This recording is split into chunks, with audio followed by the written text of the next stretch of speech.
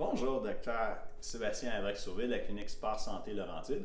Donc, on est dans la série des vidéos sur les piliers de la santé, puis on arrive à la dernière chose qui est la dernière, pas nécessairement parce qu'elle est moins importante, mais parce qu'elle est plus difficile. À ce moment-là, on va parler du stress puis de la gestion du stress.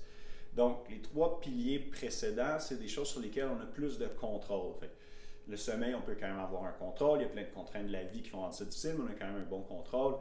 L'alimentation aussi, l'activité physique. Par contre, le stress peut être difficile à contrôler, puis en plus, quand présentement dans la situation, on est dans une pandémie virale, ça peut augmenter le niveau de stress, puis rendre ça plus difficile. Puis les conseils que j'ai sont peut-être moins prouvés ou moins efficaces que ce qu'on a, mais je suis d'accord avec notre premier ministre, donc l'activité physique à l'extérieur, donc prendre une marche peut avoir un impact sur notre stress.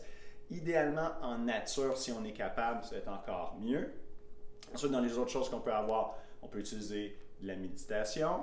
Ensuite, on peut utiliser le yoga. Et puis, si vraiment on voit que notre situation ne va pas bien et que notre niveau de stress augmente trop, à ce moment-là, je conseille d'aller plus vers les professionnels de la santé au niveau de la gestion du stress, qui vont être plus les psychologues. Puis, l'avantage de la psychologie, c'est que ça peut se faire quand même assez facilement en téléconsultation.